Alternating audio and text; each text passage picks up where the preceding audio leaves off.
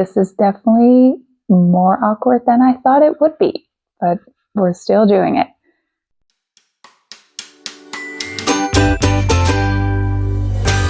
So before we cast on our next project, I just wanted to quickly show you what I've been working on this year. I know many people start their journey on YouTube with what I have knit last year, and I could have done that, except that it's already the end of January and everyone is probably sick to death of seeing those videos. So instead, I would like to just focus on the new year, what I'm doing, and how I want to do that. So yeah, current projects. I am working on 2 knit projects. Both of them are garments, and then one more long-term project, which is crochet. And I can already tell you that it's not going to be finished this year. I very likely will not have the yarn for it, but I'm still excited about it because it's my second ever blanket that I've made. This is my first one. I made this one with a advent calendar from a Dutch designer. Honestly, I really do like the colors, but I was very inexperienced when I bought it. So the yarn was a single ply. There were also other options, but I bought the single ply, and because of that, honestly, I didn't enjoy the knitting experience.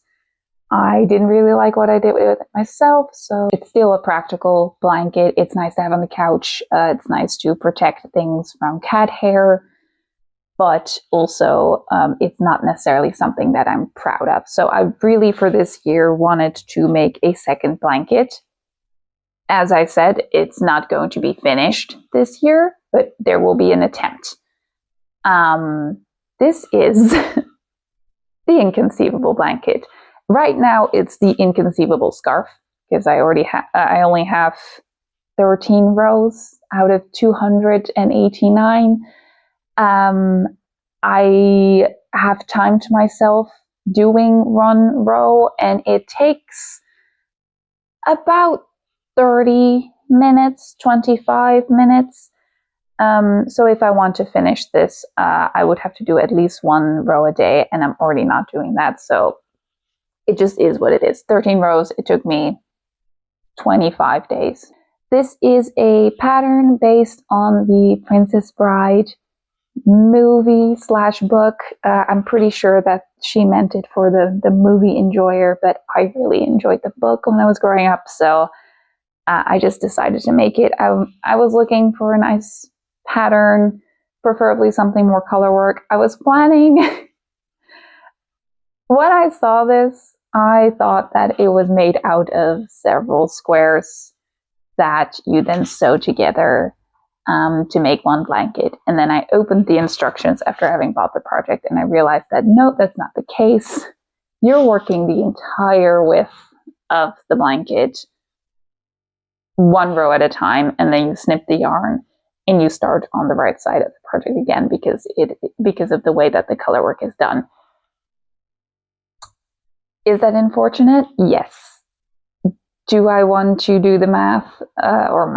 There's no math involved. Do I want to have the hassle of having to weave in all those ends when I make them into blocks? Absolutely not. So I'm just doing it the way that it was meant to be. And if it takes me 2 years or 3 years, then it is what it is. I'm making this out of the Hobie Black Friday acrylic yarn, which comes in a 5-pack. If you look at the project page, you'll see that it says 6-pack. If you look further, it also says sport weight, and this is like DK, I think. It's 1 size larger. I'm also knitting it. I'm also crocheting it with a larger hook. I thought that because of the meterage that they give, that I would just about make it. I think it says like 3,600 meters, and mine was over that amount by give or take 300. And then I knit like 5 rows And I very quickly realized that I was not going to have enough yarn. I will probably get to about 90% and then I won't have anything. Do I want to think about that right now? No. I could order probably yarn. I don't know if they still have it. I'm hoping that they'll have it again next year with Black Friday, and I will just deal with having different dye lots.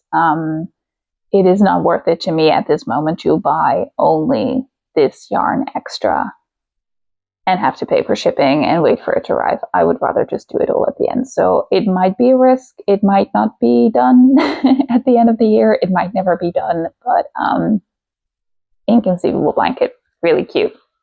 Project number 2 is the Heirloom cardigan. Once again, I don't know the designer's name. Probably should look that up before you start filming.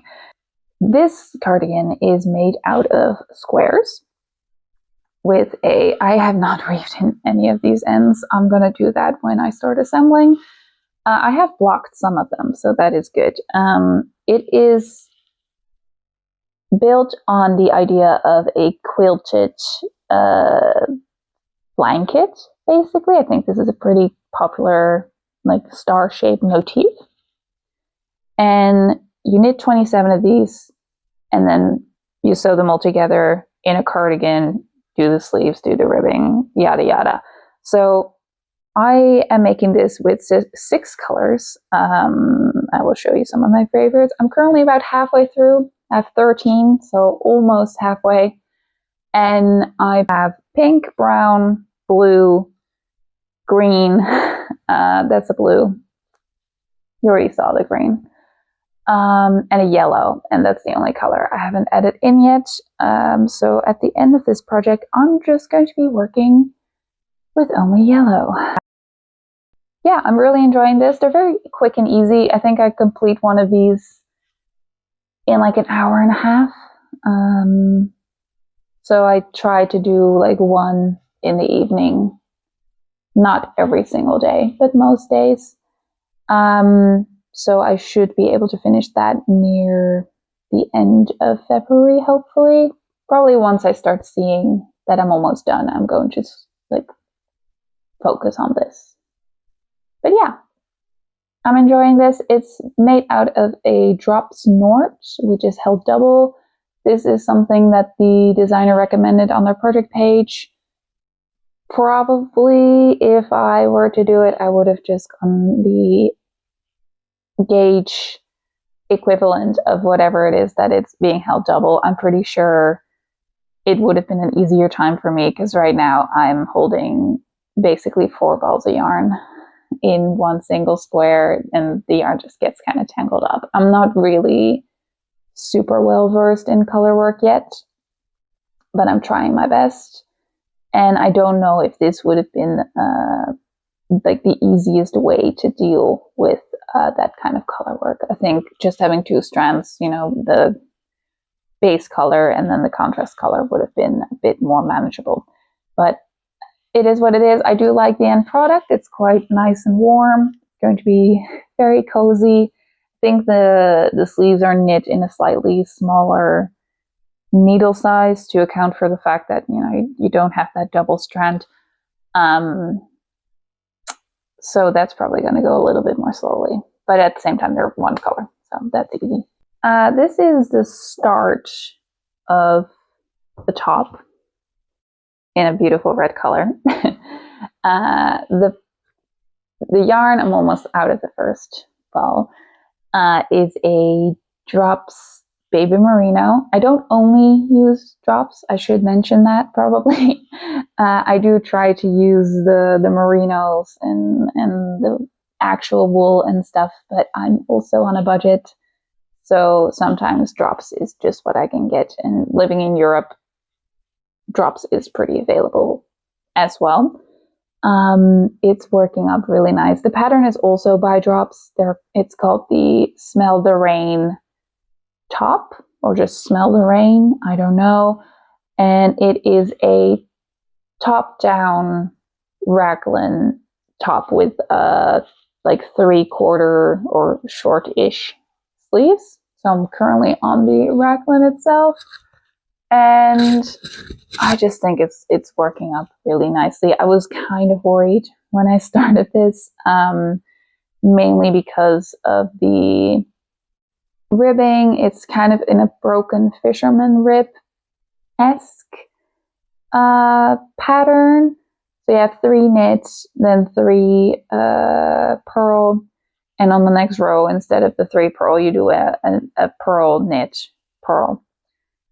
When I was doing like the start, it looked really janky, but now that I'm like a good 10 centimeters in, I think it's starting to look really nice. I'm probably going to wear this a lot during spring and fall. I'm very much a red girl. My favorite skirt is also in red, so I try to do this like monochromatic, wearing only red type of situation. It is going really slow because of the rib. I tend to be someone who likes knitting in stockinette just because of how quickly you can get it done. You just kind of get in the flow state and you keep going. You cannot, I'm still on the raglan increases, so obviously you can't do a flow state with that. You still have to count. And also, as you can see, I have not put in any stitch markers except for the start of the row. So I do really have to pay attention to what I'm doing, and together with the rib and the rib changing every other row, I do feel like it's going to take me a long time to get through this. But at the same time, once the raglan increase is done, the top like body part itself, I think, is only 20 more or 30 more centimeters just going around. And the sleeves are only coming like up till here. So it's going to be a really easy, hopefully, project to finish.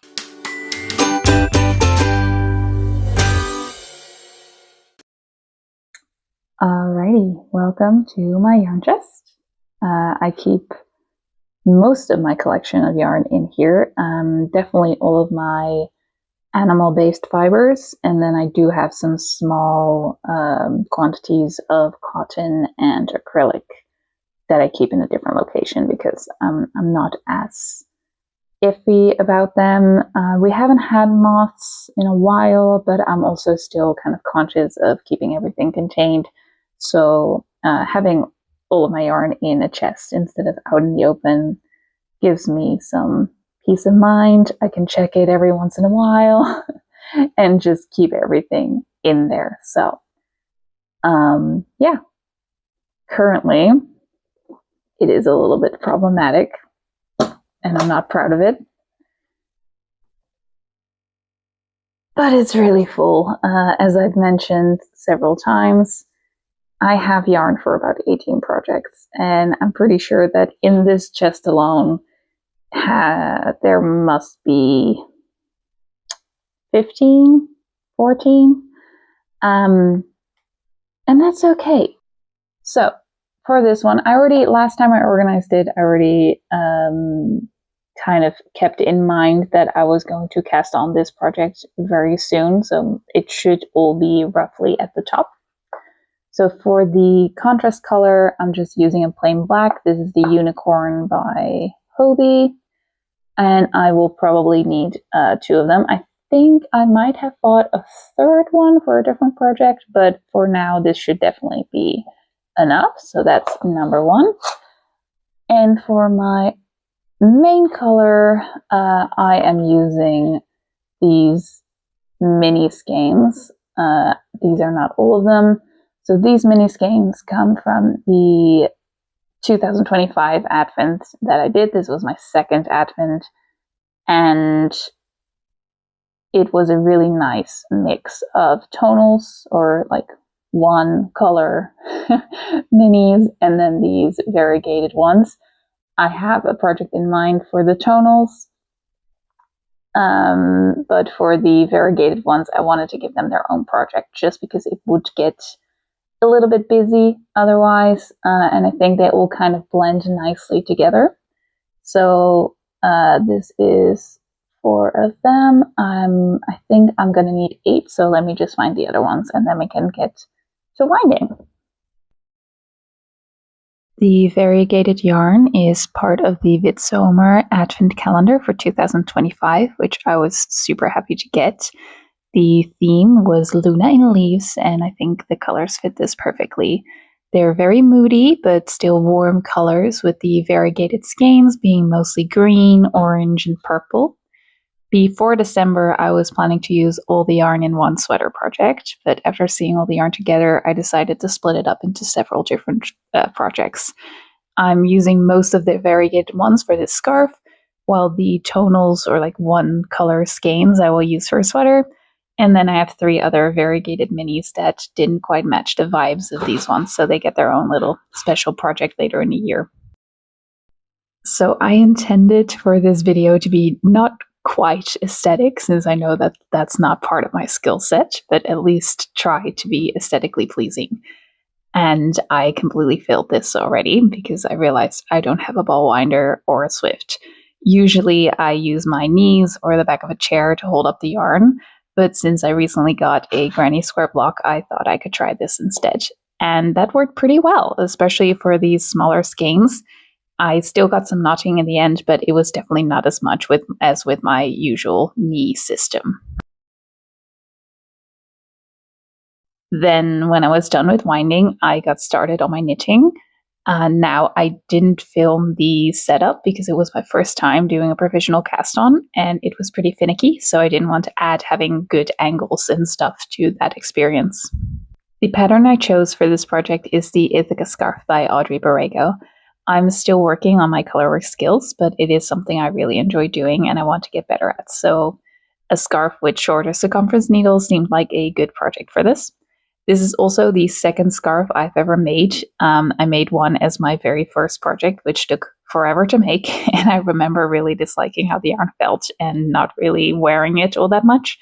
So this is kind of like a redemption for that, and also just a good beginning to start making more accessories and not just garments. The pattern itself changes every row, which makes it very addicting, and it's fun to see how everything grows. Usually I work in blocks of an hour, so I can typically do around 5 to 6 rows in that time, which makes 1 hour of knitting quite substantial. Another fun thing I loved about this pattern is that the designer included a small note on each segment, giving her inspiration for the depiction, giving more background into the island itself and the myths around it. So for this first segment, it reads, "This first clue represents the beginning of Odysseus' travel. You will find a nautical wheel for the journey by sea, a trident and scales as symbols of Poseidon's anger.